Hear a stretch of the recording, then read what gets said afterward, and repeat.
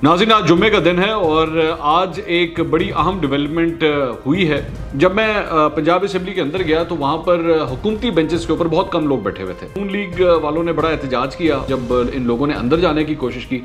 तो security staff ने जो है वो इनके जो चीफ विप हैं इनको रोका और इस ज़दोकोप के दौरान जो है उनकी जो उन्होंने वेस्ट कोट पहनी हुई थी वो भी फट गई। जहांगीर तरीन के ग्रुप की जानिब से सिर्फ 4-5 लोग जो हैं वो असेंबली के अंदर मौजूद थे, लेकिन मेजॉरिटी जब ये असेंबली का इजलास चल रहा था 5-6 लोग जो हैं वो उस्मान बुज़दार साहब से मुलाकात कर रहे थे।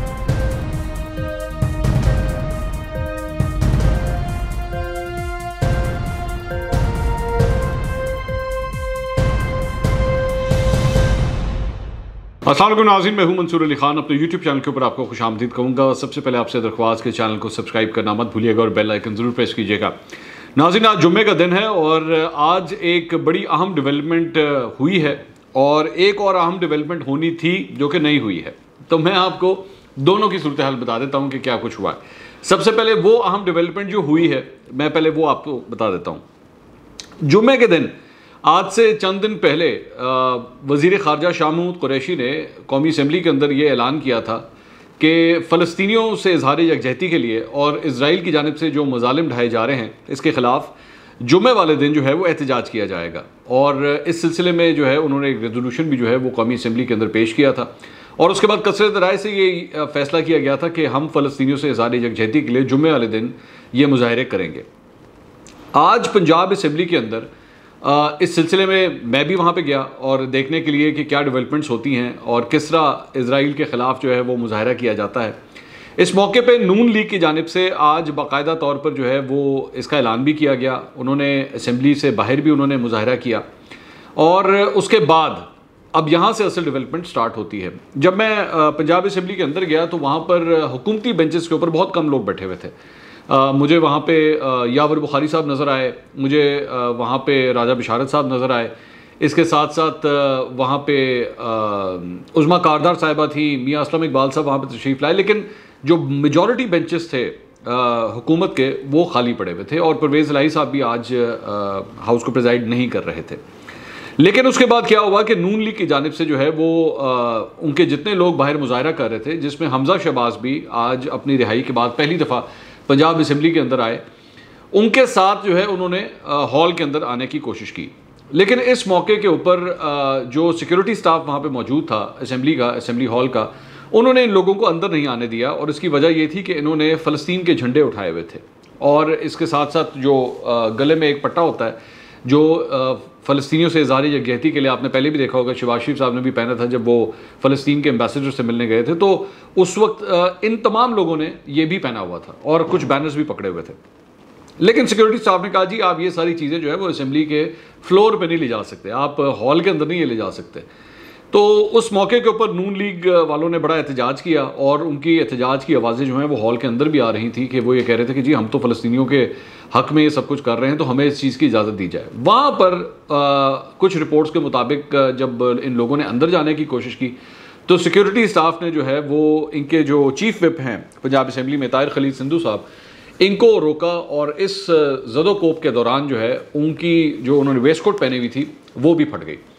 अब जब ये फिर भी ये तमाम लोग जो हैं अंदर आने में कामयाब हुए और अंदर आते साथ ही इन्होंने फ्लोर ऑफ द हाउस भी एहतजाज करना शुरू किया।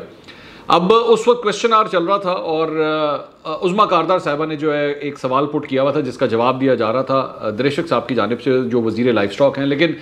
यहाँ पर मुस्लिम लीग नून के तमाम लोगों ने कहा कि जी सबसे पहले हम फ़लस्तीन के हवाले से बात करना चाहते हैं और एहतजाज करना चाहते हैं कि ये झंडे हम अंदर लाना चाह रहे थे, लेकिन हमें क्या बात है फ़लस्तीन के लिए हमें एहतजाज क्यों नहीं करने दिया जा रहा, और हम तो एक अच्छे कॉज के लिए जो है हम बात कर रहे हैं जिसके लिए सब पूरे हाउस को इकट्ठा होना चाहिए।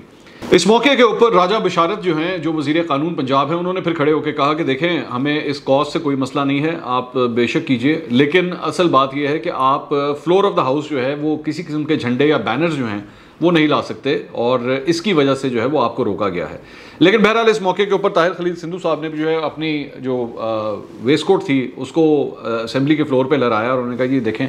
मैं अंदर आ रहा था लेकिन मुझे इतनी मेरे साथ बदतमीज़ी की गई है कि मेरी वेस्ट कोट तक फाड़ दी गई। तो एक MPA के साथ अगर इस तरह का सलूक होता है तो ज़ाहिर बात है, अफसोसनाक बात है, लेकिन ज़ाहिर बात है कि रूल्स आर रूल्स और अगर रूल्स के मुताबिक आप झंडे नहीं ला सकते तो मेरे ख्याल में इस पर क्लैरिटी पहले से मिलनी चाहिए थी। लेकिन हैरानगी की बात यह थी कि आज इस मामले के ऊपर जो हुकूमती बेंचेस थे वो काफ़ी हद तक हमें खाली नजर आए, बहुत कम लोग वहाँ से आए थे, जबकि आज हुकूमत की जानिब से ये कहा गया था कि जुम्मे वाले दिन जो है वो एहतजाज किया जाएगा। अच्छा, यहाँ पे इंपॉर्टेंट बात यह है कि एहतजाज तो किया गया लेकिन लिबर्टी के चौक के ऊपर, और फिरदौस आशिक अवान साहिबा जो हैं उन्होंने वहाँ पे मीडिया से भी बड़ी एक लंबी तवील गुफ्तगू की और वहाँ पे उन्होंने एहतजाज किया, लेकिन फ्लोर ऑफ द हाउस के ऊपर किसी किस्म का हुकूमत की जानिब से कम कोई एहतजाज नज़र नहीं आया। सिर्फ मुस्लिम लीग नून की जानिब से जो है ये एहतजाज रिकॉर्ड करवाया गया। दूसरी जो अहम डेवलपमेंट जो मैं आपसे पहले कहा था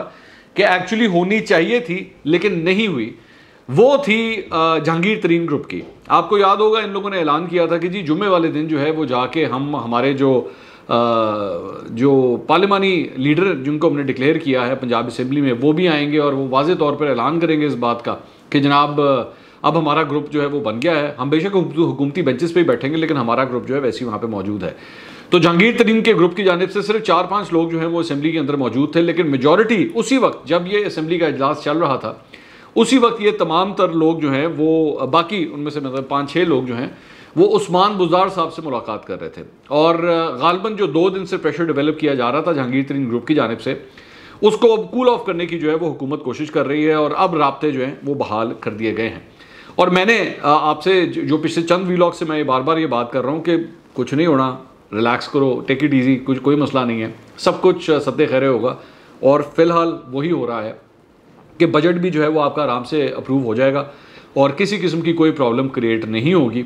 लेकिन जब प्रॉब्लम क्रिएट होनी होगी तो हो जाएगी। अगर पाकिस्तान तहरीक-ए-इंसाफ ये समझती है या इमरान खान साहब ये समझते हैं कि ऐसा कुछ नहीं होगा तो ऐसी बात नहीं है। अलबत्ता ये बात ज़रूर अब तय है कि पिछले 24 घंटे के अंदर जो है वो ऑफिशियली दोनों ग्रुप्स के दरमियान, दोनों ग्रुप से मेरी मुराद है इमरान खान साहब तहरीक-ए-इंसाफ और जहांगीर तरीन ग्रुप के दरमियान जो है वो सीज़ फायर का फिलहाल ऐलान कर दिया गया है।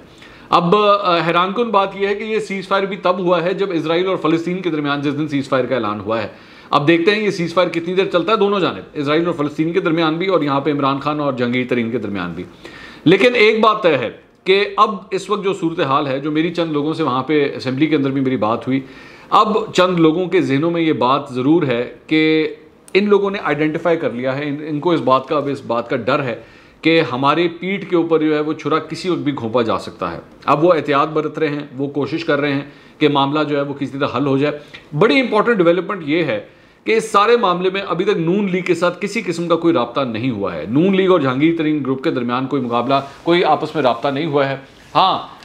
हल्के फुल्की तनकीद ज़रूर की जा रही है जहांगीर तरीन पे, लेकिन जहांगीर तरीन के हवाले से भी नून लीग ने अब उस तरह तनकीद करना निस्बतन कम कर दिया है जिस तरह वो पहले किया करते थे। उनको ATM कहना, उनके ऊपर तनकीद करना, वो भी ज़रा थोड़ी सी कम हो गया है। लेकिन अभी तक अगर जिन लोगों के जहनों में ये बात थी कि जनाब नून लीग का बाकायदा तौर पर जो है वो कोई इल्हाक हो जाएगा, इत्तेहाद हो जाएगा, ये जहांगीर तरीन ग्रुप के लोगों के साथ मिल के पता नहीं पंजाब हुकूमत को तब्दील कर देंगे, फ़िलहाल ऐसी कोई बात नहीं है। उस्मान बुज़दार साहब जो हैं वो एकदम एक्टिवेट हुए हैं पिछले 24 घंटों में। चंद न्यूज़ रिपोर्ट्स के मुताबिक तकरीबन 48 घंटे के अंदर अंदर उन्होंने कोई 50 अरकान असेंबली से जो है वो मुलाकातें की हैं और उसकी वजह यही है कि अपनी सपोर्ट बेस को जो है वो सीधा करना है, जिसकी वजह से मुलाकातों का सिलसिला जारी है।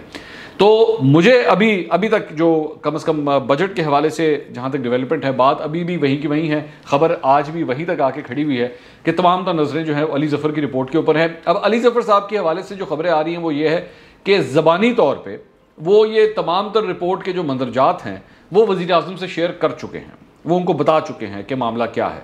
लेकिन प्रिंटेड फॉर्म में ये अभी तक कोई रिपोर्ट सामने नहीं आई है। अगर इंटरनली सीक्रेटली वो चल रही है, कॉन्फिडेंशली चल रही है, तो उसका तो हम कुछ नहीं कह सकते, लेकिन एज सच अभी तक ये रिपोर्ट मीडिया के अंदर या पब्लिक अभी तक नहीं की गई है। लेकिन तमाम तर नज़रें जो हैं, दोबारा मैं वही कहूँगा, उसी रिपोर्ट की तरफ हैं। वो रिपोर्ट क्या लेकर आती है उसके बाद फैसला होगा। लेकिन बजट के हवाले से कौमी असेंबली और पंजाब असेंबली में कम अज़ कम फ़िलहाल सत्ते खैरा ने कोई प्रॉब्लम नहीं है। अगले वीलॉग में दोबारा मुलाकात होगी। अल्लाह हाफ़िज़।